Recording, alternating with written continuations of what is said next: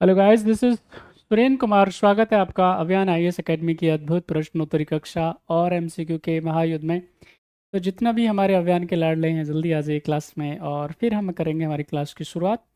आज डिस्कस करने वाले हैं हम लोग स्ट्रक्चर ऑफ अर्थ के बारे में, यानी कि हम लोग बात करेंगे पृथ्वी की संरचना के बारे में। कौन कौन सी लेयर्स होती हैं, इंपॉर्टेंट क्वेश्चंस जो बन सकते हैं, हम उसको यहाँ पे आपके साथ डिस्कस करेंगे। तो सारे बच्चे जल्दी से आप आ जाइए। सबका स्वागत है भाई। स्वागत है आपका अंकुश जी, वर्णिका, याचिका जी, कुमार, विष्णु, अनमोल, करण, भावना, ज्योति, सबका स्वागत है भाई। सब बताओ कैसे आप, और बताओ कैसी चल रही है पढ़ाई। मेरी आवाज़ आ रही है आप सबको? अगर आपको मेरी आवाज़ आ रही है तो एक बारी प्लीज़ कमेंट कर दीजिए और अपने हाल चाल भी मुझे साझा कीजिए। कैसी चल रही है आपकी पढ़ाई? घर पे पढ़ाई कर रहे हैं ना भाई? घर पे पढ़ाई लिखाई हो रही है? प्रभु जरा बताइए, क्या हो रही है, नहीं हो रही है? आंसर कीजिए सारे बच्चे, सभी कमेंट करके बताइए। जय हिंद मधु जी। चलो सब बच्चे आ गए भाई। तो जितने भी बच्चे आ गए हैं, जितने भी महारथी आ गए हैं, आपका एक बार फिर से स्वागत। और हम करते हैं हमारी क्लास की शुरुआत। क्वेश्चन नंबर 1 आपकी स्क्रीन पे है। हर एक बच्चा बहुत ही एक्टिवली पार्टिसिपेट करेगा, कोशिश करेगा, सवालों के जवाब देगा, आंसर देगा और थोड़ा सा जनरल इंटेलिजेंस डेवलप करने की कोशिश करेगा। अगर कई बार आंसर्स आपको नहीं पता है तो आप फाइंड आउट करिए कि मोर अप्रोप्रिएट आंसर उसका क्या हो सकता है। मान के चलिए कि ये एग्जामिनेशन है और आपको इसमें अच्छे नंबरों से पास होना है। अब आप कैसे होंगे? और इसके बाद आपको मौका भी नहीं दिया जाएगा। ऐसा आप मान के चलिए, आपको ज़िंदगी बार बार मौका नहीं देगी। एक ही बारी मौका मिलता है आपको और आपकी ड्यूटी है उस मौके का ज़बरदस्त क्या करना है, इस्तेमाल करना है, उसका फ़ायदा उठाना है। तो ये आपका बस प्रयास होना चाहिए, आपको इसको ध्यान से ट्रैकल करना है। तो हम हमारी क्लास को स्टार्ट करते हैं। क्वेश्चन नंबर 1 आपकी स्क्रीन पे। क्वेश्चन नंबर 1 का आंसर करिए सारे बच्चे फटाफट। क्वेश्चन नंबर 1 आपकी स्क्रीन पे, जल्दी बताएं। आपको बताना है पृथ्वी के ऊपरी कोर और निचले कोर के मध्य अवस्थित असंबद्धता क्या कहलाती है? फटाफट से बताइए। The discontinuity between the upper core and the lower core of the earth is called, क्या बोलेंगे? सभी बच्चे आंसर करिए। आपको बताना है क्या बोलेंगे इसको। लेहमान डिसकॉन्टिन्यूटी, गुटेनबर्ग डिसकॉन्टिन्यूटी, मोहरोविक डिसकॉन्टिन्यूटी और रैप्टी डिसकॉन्टिन्यूटी। क्या है सही आंसर? सारे बच्चे जल्दी से बताइए। क्वेश्चन आपकी स्क्रीन पे है, सब बच्चे जल्दी आंसर करिए। स्वागत है भाई आपका प्रियंका जी। जो बच्चे कक्षा में हैं सभी आंसर करिए सारे बच्चे।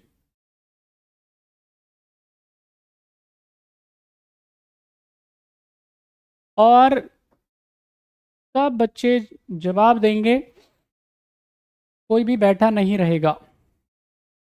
चलिए, अब जिन जिन बच्चों ने जवाब दे दिया है तो यहाँ पे हम लोग बात करते हैं किसके बारे में? हम बात करते हैं थोड़ा सा अर्थ के स्ट्रक्चर के बारे में, ठीक है कि नहीं?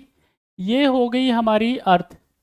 और यहाँ पे हम क्या कर देते हैं, अब इस अर्थ को क्या कर लेते हैं भाई, हम लोग थोड़ा थोड़ा कुछ हिस्सों में डिवाइड कर लेते हैं, बांट लेते हैं। बात समझ में आई? यहाँ पे हम क्या करेंगे, तो अब इसको क्या करेंगे, ये हमारे पास हम जो पढ़ रहे हैं, इसको जो देख रहे हैं, आपको नज़र आ रहा होगा, इसको आप क्या मान लेते हैं? इसको मान लेते हैं आप क्रस्ट मान लेते हैं भाई, ठीक है कि नहीं? क्या मान लेते हैं इसको?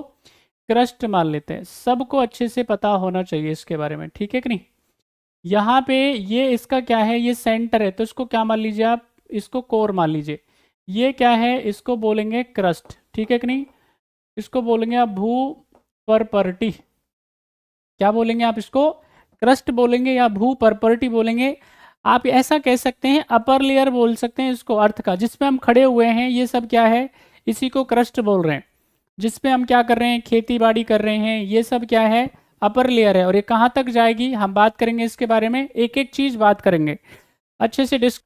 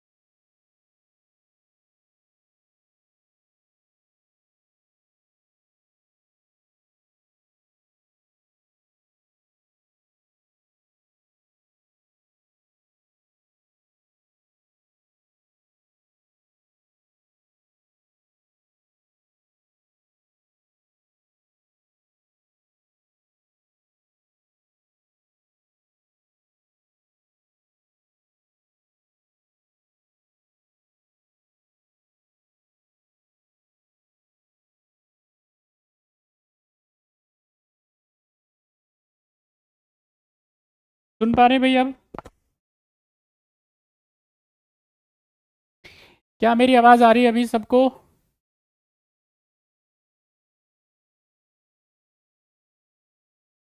चलिए,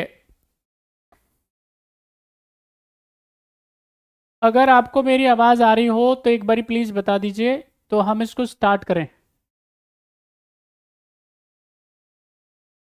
सुन पा रहे हैं भाई आप सब बच्चे? जल्दी बताइए।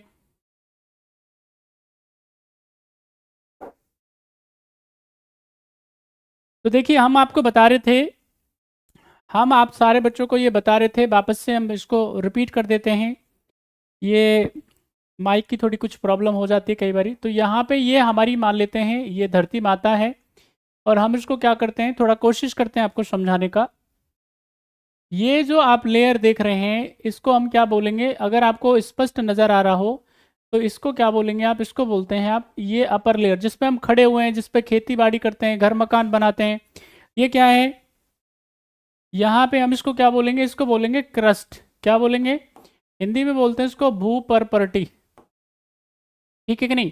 अब अलग अलग किताबों में क्या है, इसके बारे में अलग अलग इसकी डेप्थ दे करके रखी है, बट कई जगह पे इसको कुछ बताया गया है। तो ऑन एन एवरेज कितना मान के चलिए आप, लगभग इसको मान लीजिए 300 किलोमीटर के आसपास इसको मान लीजिए, कहीं पे 290 इस तरह से दे करके रखा हुआ है। ठीक है कि नहीं? तो यानी कि इसमें क्या होंगे, दो, एक तो इसके अंदर क्या होगा, हम जिसको स्थल मंडल कहते हैं ना, आपने सुना होगा, जिसमें जिसको आपने कई बार पढ़ा होगा, डिस्कस किया होगा। एक तो बोलते हैं लिथोस्फेयर। लिथोस्फेयर जिसको क्या कहते हैं आप? भूमंडल कहते हैं ना। तो लिथोस्फेयर हो गया। यहाँ पे इसके, यहाँ पे जब हम बात करेंगे जस्ट नीचे, तो वो है एस्थेनोस्फेयर।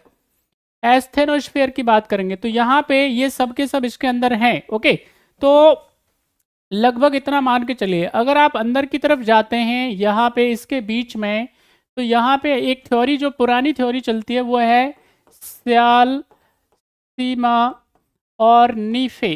ठीक है कि नहीं? तो यहाँ पे जब हम बात करेंगे किसके बारे में, क्रस्ट के बारे में, तो सिलिकॉन और एल्यूमिनियम की मात्रा इसमें ज़्यादा होती है। सिलिकॉन और एल्यूमिनियम की मात्रा ज़्यादा होती है, स्याल बोल देते हैं। सीमा ये कहाँ पे पाई जाती है? सिलिकॉन और मैग्नीशियम बोलते हैं, ये मेंटल का पार्ट होता है, इंपॉर्टेंट। निफे जो है वो किसका पार्ट होता है? कोर का पार्ट होता है। निकल और फेरम बोलते हैं, फेरस बोल देते हैं, लोहा बोल देते हैं आप। ठीक है, उसके बाद में आप अगर मेंटल की तरफ जाइएगा, यहाँ पे ये वाला, तो ये लगभग आप देखेंगे मेंटल के बारे में, तो ये कितना है, लगभग 2900 किलोमीटर के आसपास है। और इसके बाद में आपका ये चला आता है, इसको बोलते हैं कोर। तो ये कोर जो है, इसकी गहराई की बात करेंगे तो लगभग 6400 किलोमीटर के आसपास है। लगभग जरूर इस्तेमाल कर लीजिएगा, नहीं तो एक्यूरेसी होगी नहीं, फंस जाएंगे आप। तो लगभग कितना, 6400 किलोमीटर के आसपास की यहाँ पे हम लोग बात करते हैं। यहाँ पे कोर जो है, इसमें अगर हम बात करेंगे तो ये क्या है, आप इसको मान लीजिए कि यहाँ तक आप चले गए, ये आपको नजर आ रहा होगा, इसका मतलब ये रेडियस है अर्थ की। इसको क्या बोलेंगे? त्रिज्या बोलेंगे। तो अर्थ की जो रेडियस है, त्रिज्या है, वो उसका अगर हम गहराई बात करें तो वो कितनी, 6400 किलोमीटर है। बात समझ में आ रही है? तो यहाँ पे जब हम बात करेंगे किसके बारे में, पृथ्वी के कोर के बारे में, यानी अर्थ के अपर कोर के बारे में, और साथ ही साथ में निचले कोर के बारे में, तो अगर उसकी डिसकंटिन्यूटी की बात करेंगे तो उसको बोलते हैं लेहमान डिसकंटिन्यूटी। उसको क्या बोलेंगे? लेहमान असंबद्धता। तो यहाँ पे आप इसको देखिएगा, कुछ अगर आपको नजर आ रहा हो तो सारे बच्चे कोशिश कीजिए देखने का। स्वागत है आपका साबिया जी, अभिनंदन। तो यहाँ पे आप देखिए, इसमें आपको कुछ नजर आ रहा हो तो यहाँ पे ये क्या है, आपको नजर आ रही होगी इनर कोर।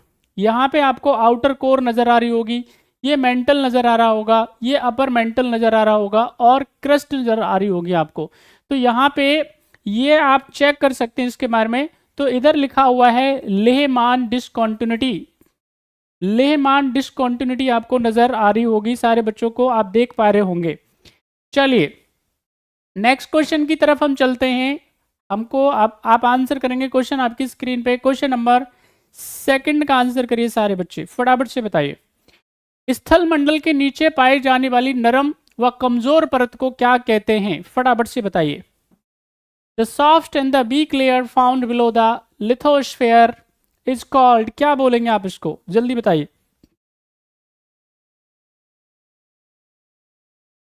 फटाफट से बताइए निफे।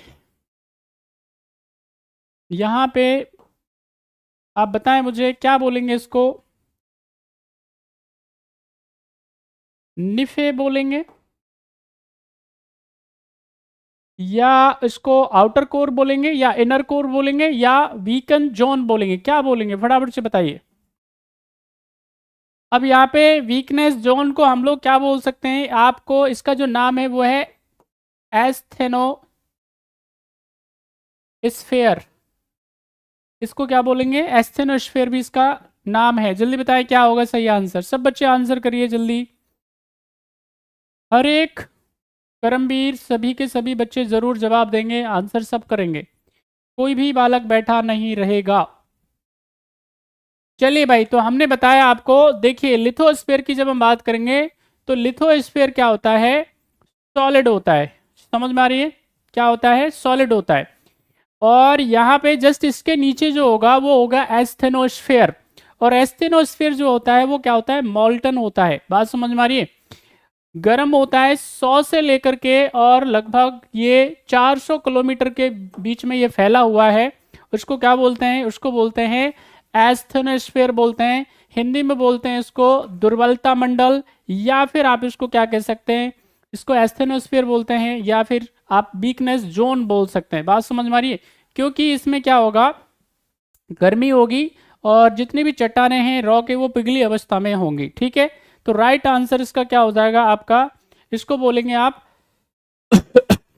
एस्थेनोस्फीयर। देखिए यहां पे ऊपर आपको नजर आ रहा होगा, सारे बच्चे देखिए इसको ध्यान से देखेंगे, ये हमारे पास में ऊपर का जो है इसको बोलेंगे कॉन्टिनेंटल, इसको क्रस्ट बोलेंगे। समझ में आ रही है, आप यहाँ पे नजर आपको आ रहा होगा, तो ये कॉन्टिनेंटल क्या है, क्रस्ट है। और जब हम कॉन्टिनेंटल क्रस्ट के नीचे की तरफ जाएंगे तो आपको नजर आ रहा होगा ये आपका दैट इज, उसको लिथोस्फीयर बोलते हैं। और लिथोस्फीयर के बाद में हम जानते हैं आपको कि उसके बाद में शुरुआत किसकी हो जाती है, उसके बाद में मेंटल की शुरुआत हो जाती है, जो कि लगभग कितना जाता है, 2900 किलोमीटर के आसपास तक जाता है। और उसके बाद में आपको दिखाई देगा क्या, यहाँ पे कोर, तो उसमें भी कोर को भी बांट दिया गया है, एक तो इनर कोर हो गया और उसके बाद में ये आउटर कोर हो गया। तो यहाँ पे ये जो आप देख रहे हैं सारे बच्चे कि लिथोस्फीयर के जस्ट नीचे आपको क्या नजर आ रहा है, आपको एस्थेनोस्फीयर नजर आ रहा होगा। तो ये किसमें होगा, ये कमजोर होगा। कमजोर होगा मतलब इसमें क्या होगा, ये कहीं से भी ब्रेक हो सकता है। ठीक है कि नहीं, जैसे अगर ज्वालामुखी की बात करेंगे उद्गारों की, तो वो हो सकते हैं इधर से, तो ये याद रखना है आपको। अपर यहाँ पे जब हम बात करेंगे किसके बारे में, ये देख लीजिए आप, आपको नजर आ रहा होगा लिथोस्फीयर के जस्ट नीचे क्या है आपको नजर आ रहा होगा, उसको क्या बोलते हैं आप, एस्थेनोस्फीयर बोलते हैं। तो नेक्स्ट क्वेश्चन का आंसर करेंगे आप, आपकी स्क्रीन पे क्वेश्चन नंबर 3 का सही जवाब दीजिए फटाफट। पृथ्वी का सर्वाधिक आयतन और द्रव्यमान कहाँ पे पाया जाता है, वॉल्यूम और उसका साथ ही साथ में मास किधर मिलेगा सबसे ज्यादा, क्रस्ट में मिलेगा, मैंटल में मिलेगा, यहाँ पे ये इसको ऐसे बोलते हैं मैंटल। फटाफट से बताइए क्या है सही आंसर, आउटर कोर और इनर कोर, ऊपर पट्टी, मैंटल और बाह्य कोर और आंतरिक कोर, सबसे ज्यादा बताएं आप मुझे।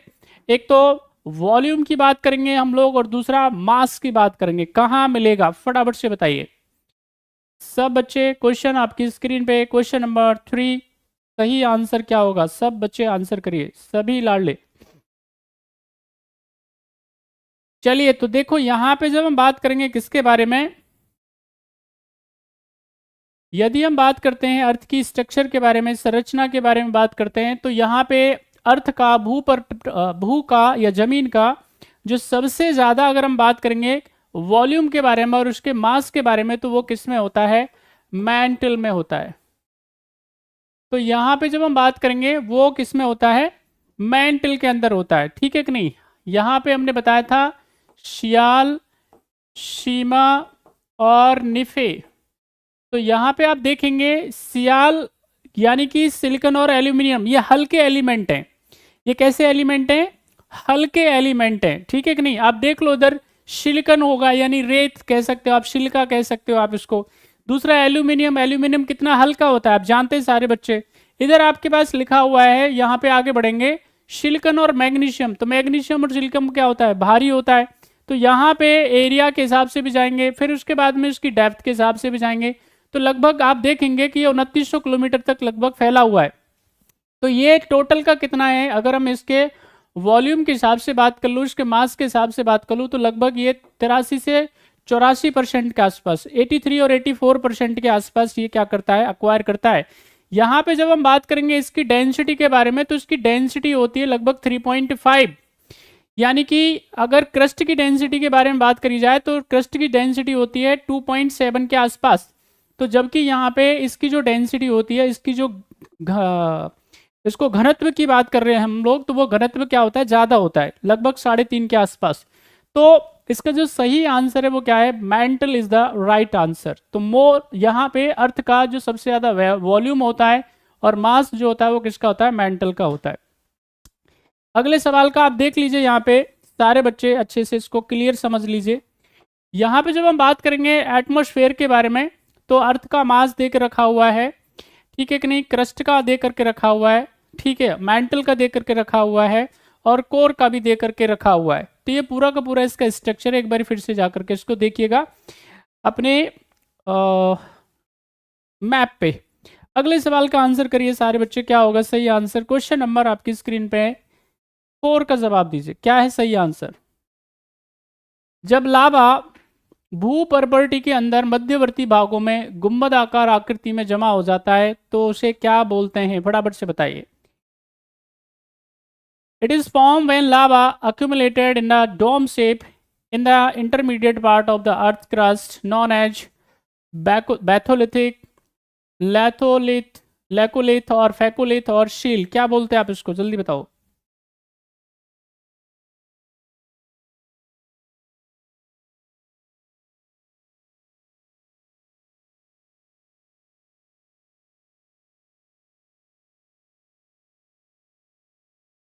सभी बच्चे जल्दी से आंसर करिए। क्वेश्चन नंबर 4 का क्या है सही जवाब, what will be right answer of question number 4।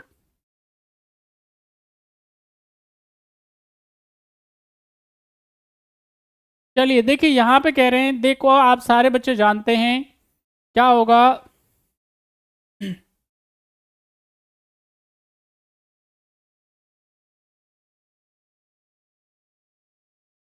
जब भी क्या होगा, किसी भी प्रकार का वॉल्केनिक करप्शन जब होगा, तो वॉल्केनिक करप्शन में क्या होगा, देखिए यहाँ पे हम बात कर रहे हैं किसके बारे में, वॉल्केनिक करप्शन के बारे में। तो वॉल्केनिक करप्शन में ये कोई क्या होगी, बीन होगी, ये कोई पाइप होगी, जिससे क्या होगा, लावा उसमें से ऊपर की तरफ निकलेगा और ऐसे फैलना स्टार्ट हो जाएगा। ऐसे लावा क्या होगा, बाहर आना स्टार्ट हो जाएगा, फैलना स्टार्ट हो जाएगा। समझ में आ रही है। तो यहाँ पे क्या होगा, वो लावा जो फैलेगा यहाँ पे जब हम बात करेंगे उसके बारे में, लावा के बारे में, देखिए आप सब बच्चे जानते हैं जब ये अर्थ के अंदर रहता है तो ये होता है मैग्मा। क्या होता है, इसको क्या बोलते हैं, यानी अर्थ के अंदर क्या होती हैं, जो रॉक्स होती हैं, चट्टानें होती हैं, वो क्या होती हैं, मॉल्टन अवस्था में, पिघली हुई अवस्था में होती है। अर्थ का जो कोर का टेम्परेचर है, अर्थ का कोर का टेम्परेचर होता है लगभग 6000 डिग्री सेल्सियस। यानी ये जो टेम्परेचर है वो किसका होता है, यही टेम्परेचर सेम टू सेम होता है पेरीफेरी ऑफ सन, यानी आप कह सकते हो सन का जो कह सकते हैं कि जो क्रस्ट हो सकता है, यानी उसका जो बाहरी आवरण है, ठीक है, उसका इतना ही टेम्परेचर होता है, और ये होता है हमारी अर्थ का कोर का टेम्परेचर। अब यानी उसमें जितनी भी क्या होंगी, आप समझ लीजिए कि जैसे जैसे गहराई बढ़ती जाएगी टेम्परेचर क्या होगा, बढ़ता जाएगा। चट्टानें क्या है, पिघली हुई अवस्था में होंगी, और जब वो बाहर आएंगी तो उनको क्या बोल देते हैं, लावा, ठीक है कि नहीं। तो ये लावा जो है, अगर हम बात कर लेते हैं क्रस्ट के अंदर है, और अगर वो क्या है उसके इंटरमीडिएट पार्ट्स में क्या है, अगर मान लेते हैं वो एक डॉम शेप में रहता है, तो इसको क्या बोलते हैं, इसको बोलते हैं बैथोलिथ। इसका जो सही आंसर है वो क्या है, A is the right answer. Next question आपकी स्क्रीन पे है, फटाफट से आंसर करेंगे सब बच्चे, जल्दी जल्दी से आंसर करिएगा और हम आगे बढ़ते हैं।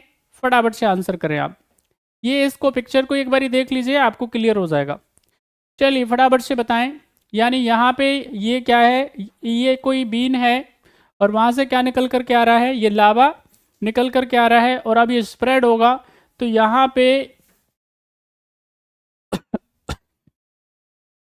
बैरिसिया है, फ्लो बेंडिंग है, ठीक है कि नहीं, ये स्पाइन है आपके पास में, और ये फिर से। तो नेक्स्ट क्वेश्चन का आंसर करिए फटाफट से। क्वेश्चन नंबर आपकी स्क्रीन पे 5 का आंसर करें। क्वेश्चन आपकी स्क्रीन पे क्वेश्चन नंबर 5। आपको बताना है निम्न खनिजों में से किसका पृथ्वी की आयु के परिकलन में सामान्यतः उपयोग किया जाता है।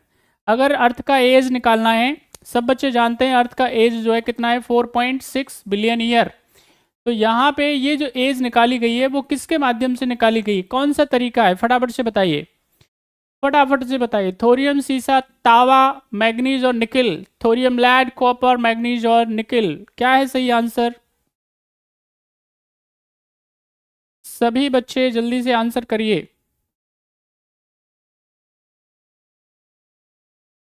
सब बच्चे जल्दी आंसर करिए, क्या है सही जवाब?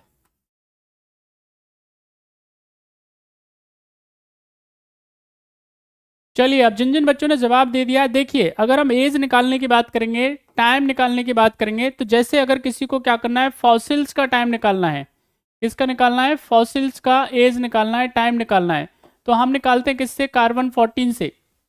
कार्बन 14 का इस्तेमाल करते हुए क्या करते हैं हम लोग, इसकी एज निकाल सकते हैं। बात समझ में आई? अगर हमको क्या करना है, इसके अलावा अभी लेटेस्ट तकनीकी आ गई हैं, एक्यूरेसी की अगर हम बात करेंगे, तो यहाँ पे अर्थ की क्या निकालनी है, आपको याद रखना है, पृथ्वी की आयु निकालनी है, उसकी परिकल्पना करनी है, उसको मेजर करना है। तो उसके लिए इस्तेमाल किया जाता है या तो यूरेनियम लैड इस्तेमाल किया जाता है। यूरेनियम लैड अगर इस्तेमाल नहीं होता है तो उसमें क्या कर लिया जाता है, थोरियम लैड का इस्तेमाल कर लिया जाता है, ठीक है कि नहीं। तो इससे क्या निकाली जाती है, उसकी उम्र निकाली जाती है, एज निकाली जाती है। आई होप आपको ये क्लियर हो गया होगा। सारे बच्चे अच्छे से याद कर लीजिएगा, गलती नहीं होनी चाहिए। फॉसिल्स की अगर बात करी जाएगी, उनकी एज निकालनी होगी, तो कैसे निकालेंगे, कार्बन डेटिंग बोलते हैं। यहाँ पे C14 का इस्तेमाल करेंगे, कार्बन 14 का इस्तेमाल करेंगे।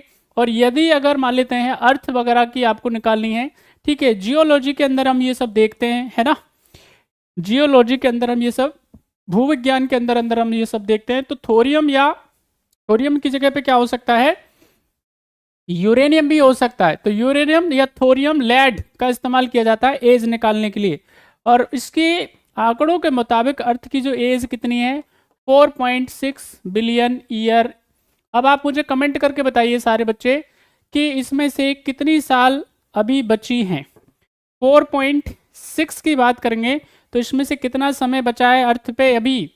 तो अर्थ पे जीवन कब तक, अर्थ कितने समय तक रहने वाली है, लाइफ बताइए अर्थ की। सब बच्चे जवाब दीजिएगा। नेक्स्ट क्वेश्चन का आंसर करें आप। क्वेश्चन आपकी स्क्रीन पे फटाफट से जब भी आंसर करेंगे। क्वेश्चन नंबर 6,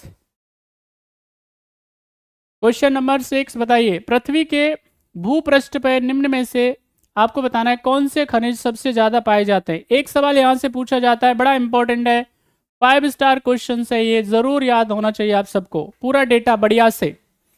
बड़ा सही क्वेश्चन है, बड़ा बढ़िया क्वेश्चन है, अच्छा क्वेश्चन है। सब बच्चे आंसर करो भाई, सारे जितने भी महारथी हैं। आपको बताना है which of the following minerals are found the most on the earth surface. इसका मतलब ये क्रस्ट की बात करी जा रही है। क्रस्ट में आपको बताना है कौन कौन से एलिमेंट्स जो है उनकी तादाद ज़्यादा होती है, मात्रा ज़्यादा होती है। एल्यूमिनियम, लोहा, सिलिका और सोडियम। क्या है सही आंसर? सब बच्चे आंसर करिए। बहुत बढ़िया, नाइस, वेरी गुड।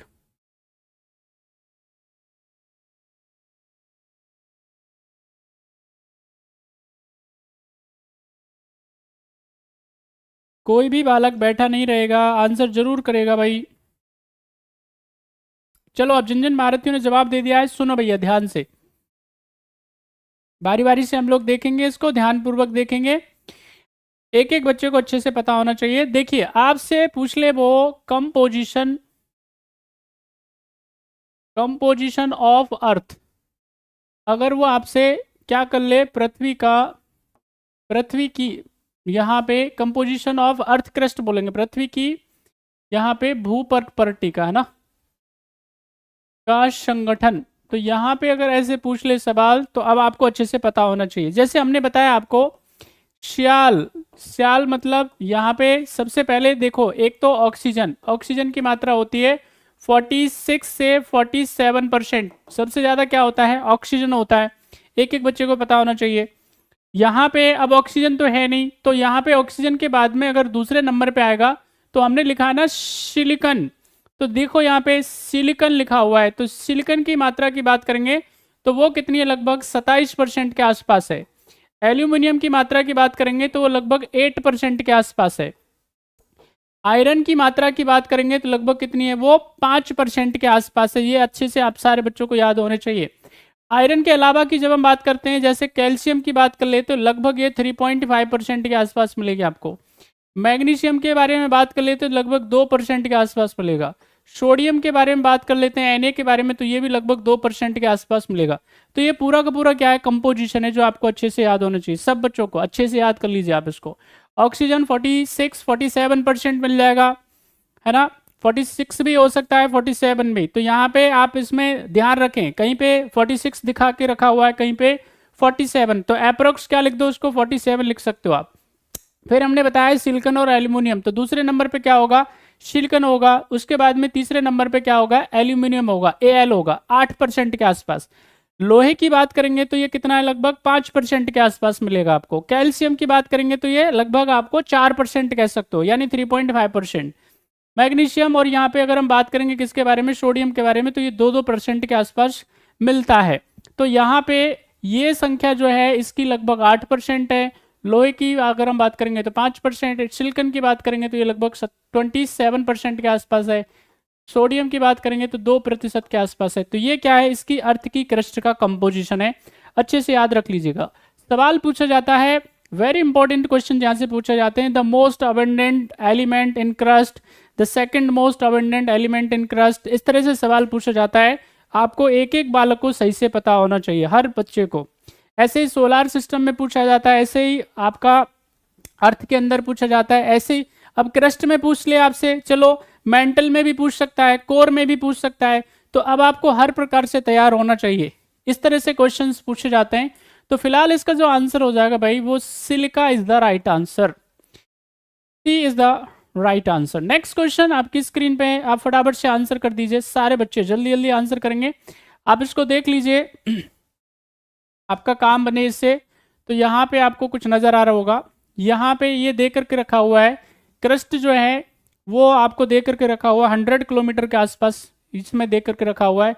उसके बाद में मेंटल को यहाँ पे बांटा गया है, लगभग 2900 किलोमीटर के आसपास आपको मेंटल नज़र आ रहा होगा। इसके अलावा आपको इनर अगर हम बात करेंगे कोर के बारे में, तो वो 5100 किलोमीटर के आसपास नज़र आ रहा होगा, ठीक है कि नहीं। और उसके बाद पूरे अर्थ की तरफ जाएंगे आप, तो यहाँ पे 6378 किलोमीटर आ रहा होगा, पूरा पूरा 6400 किलोमीटर भी नहीं है, लेकिन अप्रोक्स इसको क्या मान लेते हैं आप, 6400 किलोमीटर मान लेते हैं। बात समझ में आ रही है आपको। चलिए नेक्स्ट क्वेश्चन की तरफ हम चलते हैं। क्वेश्चन आपकी स्क्रीन पे, फटाफट से आंसर करेंगे, सब बच्चे आंसर करेंगे फटाफट फटाफट से। Question number 7, what will be right answer of question number 7। पृथ्वी का निम्न में से कौन सा भाग सबसे ज्यादा गर्म है, फटाफट से बताइए। महाद्वीपीय प्रॉपर्टी यानी कॉन्टिनेंटल क्रस्ट, आंतरिक कोर यानी इनर कोर, मैंटल और ओशनिक क्रस्ट, क्या है सही आंसर, जल्दी बताइए सारे बच्चे। क्वेश्चन आपकी स्क्रीन पे, question number 7, what will be right answer of question number 7, जल्दी बताएं। सब बच्चे आंसर करो, बैठे ना रहे कोई भी।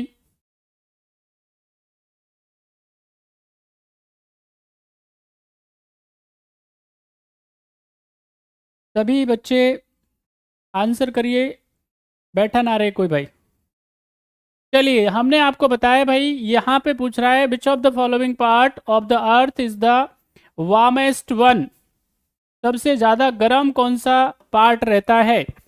तो भैया हमने बताया आपको, यहाँ पे अगर हम बात करेंगे, इसमें ओशनिक क्रस्ट के बारे में तो नहीं होगा, मेंटल भी इतना नहीं होगा, कॉन्टिनेंटल क्रस्ट भी नहीं होगा, तो बचा क्या आपके पास में, इनर कोर बचा।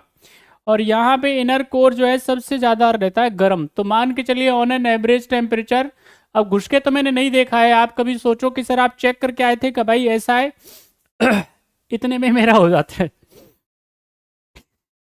तो इधर हमको नहीं जाना है। तो इसका आंसर क्या है, 6000 डिग्री सेल्सियस के आसपास इसका टेम्परेचर होता है। बात समझ में आ रही है। Right answer is B is the right answer. Inner core क्या होता है? सबसे ज्यादा गर्म होता है, ठीक है कि नहीं? ये किसके थ्रू पता चला है? सेस्मिक एक्सपेरिमेंट के थ्रू। किसके थ्रू पता चला है? लगातार जो है सेस्मिक एक्सपेरिमेंट होते रहते हैं। ये नया तरंग सिद्धांत है जिसके माध्यम से ये पता चला है। हमने आपको कई बार बताया, जैसे PSLR वेव्स के बारे में। बात समझ में आ रही है? तो अब क्योंकि अभी इसमें एक क्वेश्चन है, एक दो क्वेश्चन है, जब वो आएगा तो हम इसके बारे में आपको जरूर बताएंगे। ओके, चलिए नेक्स्ट क्वेश्चन का आंसर बताइए फटाफट से। अच्छा, इसमें अगर आप देखना चाहें तो एक नज़ारा आपके सामने हम देख सकते हैं आप लोग, है ना, कैसे चलता है।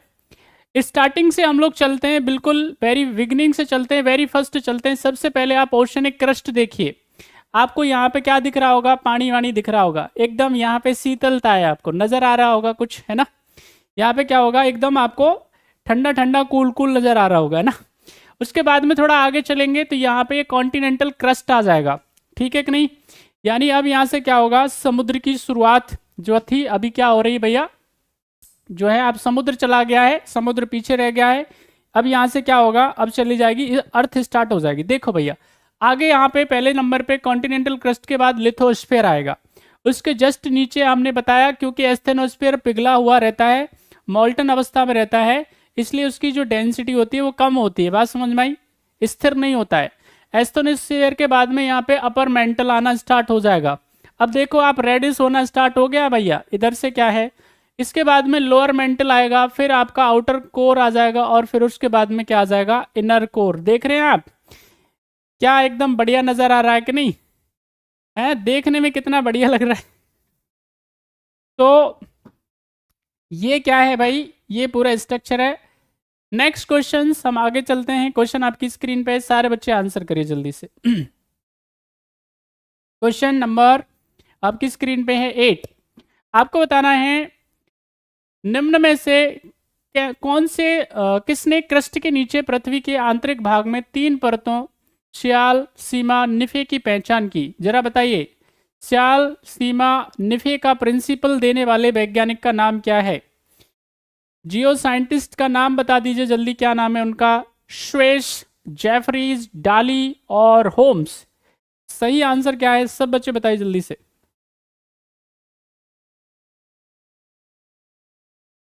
क्वेश्चन नंबर आपकी स्क्रीन पे है 8। सब बच्चे जल्दी आंसर करिए, क्या है सही आंसर? चलिए, तो इसका जो सही आंसर है वो क्या है? यहां पे जब हम बात करेंगे तो इसका सही आंसर है Edward Suess is the right answer. Edward Suess की जब हम बात करेंगे तो ये कहाँ के हैं भाई? ये ऑस्ट्रेलिया के क्या हैं? जियो साइंटिस्ट हैं, वैज्ञानिक हैं। इन्होंने पहली बार ही बताया कि यहाँ पे जो पृथ्वी है, अर्थ के जो नीचे की क्रस्ट की बात करेंगे तो इसमें 3 क्या हैं? परतें हैं। एक को सियाल कहा गया है, ठीक है कि नहीं? एक को क्या कहा गया है? सियाल यानी सिलिकॉन। उसके बाद में इसको सीमा, और सीमा हैदर की बात नहीं कर रहे हम लोग, और एक है निफे। तो यहाँ पे ये क्या है? 3 याद रखना है आपको। सब बच्चे अच्छे से याद होने चाहिए आपको। ओके, शाल, सीमा और यानी सिलिकॉन एल्यूमिनियम, उसके बाद नीचे है सिलिकॉन मैग्नीशियम, और बिल्कुल अंदर की बात करेंगे तो निकल और फेरम, वो सबसे ज़्यादा मात्रा में पाए जाते हैं। तो राइट आंसर इज, यहाँ पे सब बच्चों को याद होना चाहिए, श्वेस इज द राइट आंसर। ये कहाँ के हैं? एडवर्ड स्वेट इनका नाम है। देख लीजिए आप सारे बच्चे, ध्यानपूर्वक इसको देख लीजिए। यह है हमारे पास में वर्तमान की स्थिति की बात करेंगे नए रिसर्च के हिसाब से। पुराने के हिसाब से बात करेंगे तो ये हुआ करता था सियाल, सीमा और निफे। एडवर्ड याद रखना है, श्वेस ने ये सिद्धांत दिया था, प्रिंसिपल दिया था। वर्तमान में इसको क्रस्ट, मैंटल और कोर, ये क्या है? सेस्मिक थ्योरी के द्वारा इसको क्या किया गया है? सिद्ध किया गया है। बात समझ में आ रही है आपको? चलिए अगले क्वेश्चन की तरफ चलते हैं। नेक्स्ट क्वेश्चन आपकी स्क्रीन पे, क्वेश्चन नंबर 9। जल्दी बताएं क्या है सही answer? What will be right answer of question number 9? निम्न में से कौन सी प्राथमिक भूकंपीय तरंगों की सही विशेषताएं हैं?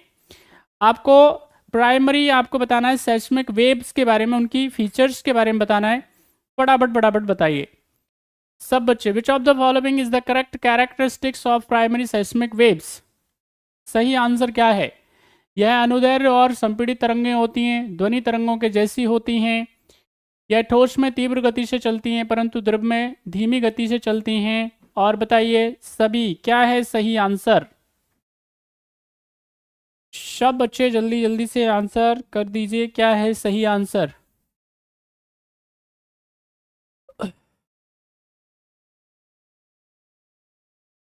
सभी बच्चे, क्वेश्चन आपकी स्क्रीन पे है, फटाफट से आंसर करिए। चलिए देखिए, यहाँ पे जब हम बात करेंगे सेस्मिक वेव्स के बारे में तो यहाँ पे हम इसको बांट देते हैं, 3 में बांट देते हैं, ठीक है कि नहीं? PSL, पहले यहाँ पे एक R और S होती थी तो इसको बाद में इसको क्या कर दिया गया है, एक ही मान लिया गया है। तो P मतलब प्राइमरी वेव होता है, S मतलब सेकेंडरी वेव होता है और L मतलब लब वेव होता है ना। तो यहाँ पे जब हम बात करेंगे प्राइमरी वेव्स के बारे में, अगर हम प्राथमिक तरंगों के बारे में बात करेंगे तो ये वो तरंगें होती हैं जब भी क्या होगा, अर्थक्वेक आएगा, भूकंप आएगा, तो ये सबसे पहले ट्रेवल करने वाली, सबसे पहले जो स्टार्ट होने वाली क्या होती हैं, तरंगें होती हैं। बात समझ में आई? और ये कहाँ पे आकर के ये बताएंगी, सरफेस पे आकर के कि भाई अर्थक्वेक आया हुआ है। यहाँ पे हम जब बात करेंगे पी वेव्स के बारे में तो पी वेव क्या कर सकती हैं, इनकी जो स्पीड की चर्चा करी जाएगी, इनकी गति की बात करी जाएगी। तो यहाँ पे इनकी जो स्पीड होती है वो सॉलिड में सबसे ज़्यादा होती है, सॉलिड में सबसे ज़्यादा तेज गति से, तीव्र गति से पी वेव ट्रैवल करती हैं।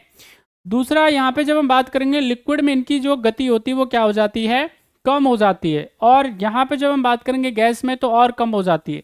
इसलिए आप देखेंगे कि कोर के बाद में, जैसे अर्थ का जो कोर है उसके बाद में पता नहीं चल पाया कि आगे की स्थिति क्या है, क्योंकि वहां तक पी वेव जो है बेसिकली पहुंच ही नहीं पा रही। बात समझ में आई? यहाँ पे जब हम बात करेंगे भाई इसके अलावा की, तो एस वेव जो होती हैं इनको क्या बोला जाता है, सेकेंडरी वेव बोला जाता है। ये क्या है, सॉलिड में तो ट्रेवल कर लेती हैं, गैस और लिक्विड में ट्रेवल नहीं कर पाती हैं। एल वेव, जैसा कि इसके नाम का अगर मैं बात करूंगा, इसको लव साइंटिस्ट ने इनको डिस्कवर किया था। तो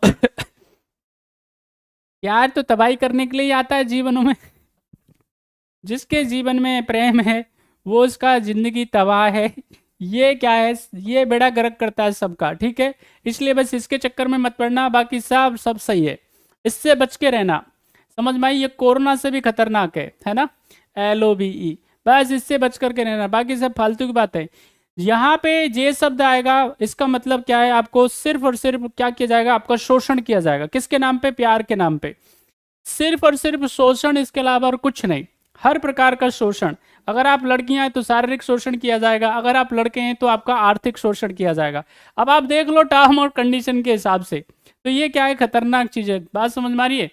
तो यहाँ पे शोषण का तरीका है, जरिया है, ठीक है कि नहीं? पहले कुछ और होता था, अभी क्या है, कुछ एकदम नाम बदल गया इसका।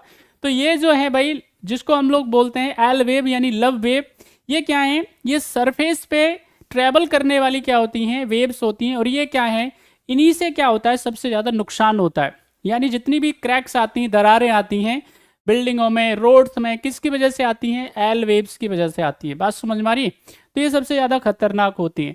अब यहाँ पे जब हम बात करेंगे इस क्वेश्चन नंबर 9 के बारे में, तो इसका सही आंसर क्या है, D is the right answer.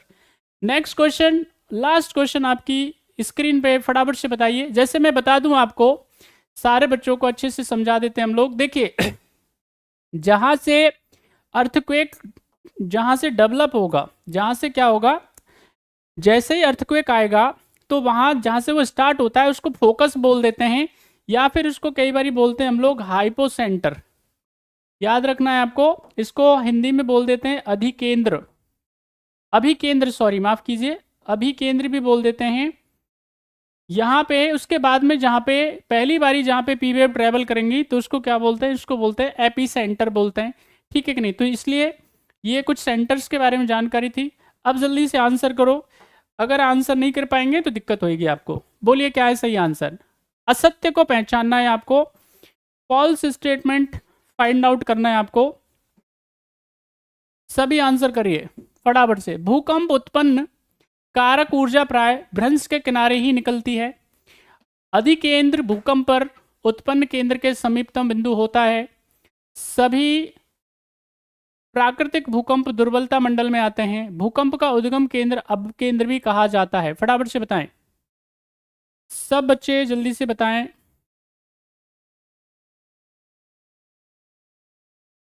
Question आपकी स्क्रीन पे है।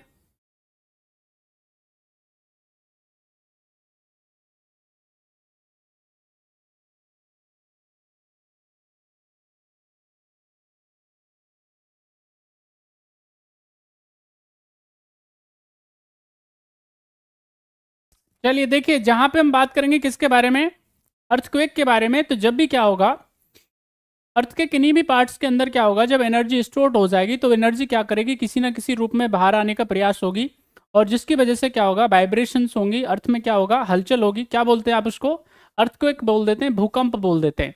बात समझ में आ रही है? तो यहाँ पे जब हम बात करेंगे भूकंप आएगा, तो अब ऐसी स्थिति में क्या होगा, ऐसी स्थिति में यहाँ पे कह रहा है the energy generating at an earthquake usually come out only at the edge of the fault. जहां पे कमजोर एरिया होंगे वहीं से तो क्या होगा, एनर्जी रिलीज होगी। तो ये स्टेटमेंट एकदम सही है, इसमें कोई दिक्कत वाली बात नहीं है। यहां पे जब हम बात करेंगे तो ये कह रहा है the AP centre is the nearest point of origin centre on the ground. ये बिल्कुल सही है। एपी सेंटर जो होगा, जिसको हम लोग क्या बोल रहे हैं, अधिकेंद्र बोल रहे हैं, तो ये कहाँ होगा, हाइपो सेंटर के क्या होगा, बिल्कुल समीपतम होगा, और उसकी सीरीज में होगा, उसके नजदीक होगा। ये भी सही है। All natural earthquake fall under the weaken zone. तो ऐसा नहीं होता है कि सिर्फ और सिर्फ एस्थेनोस्फेयर में ही आते हैं, दुर्बल मंडल में ही आते हैं, ये बिल्कुल नहीं है, सही बात नहीं है। और यहाँ पे अगर हम बात करेंगे भूकंप का ओरिजिन सेंटर क्या है, अवकेंद्र होता है, इसका मतलब उसको क्या बोलते हैं हम लोग, इसको हाइपो सेंटर बोलते हैं भाई, फोकस बोलते हैं, है ना। एपी सेंटर नहीं बोलेंगे, क्या बोलेंगे, हाइपो सेंटर या फोकस बोल देते हैं। तो इसलिए इसमें गलती नहीं होनी चाहिए, अंग्रेजी में याद रखना है आपको, ठीक है। अब केंद्र हिंदी में बोलेंगे, बिल्कुल सही है, लेकिन अंग्रेजी में या हिंदी में बोलेंगे अब केंद्र, और इंग्लिश में या तो फोकस बोलिए या आप हाइपो सेंटर बोलिए। तो इसका जो सही आंसर वो हो जाएगा, सी इज द राइट आंसर, ठीक है। तो आज के थे ये 10 वेरी इंपॉर्टेंट क्वेश्चन जो कि अर्थ की संरचना के बारे में थी। एक बार फिर से जाकर के देखिएगा, रिवाइज जरूर करिएगा इनको। कोई बात ना समझ में आई हो कमेंट करके पूछिए। अपना ख्याल रखिए, अपनों का ख्याल रखिए, और पढ़ाई जरूर करते रहिए। जय हिंद।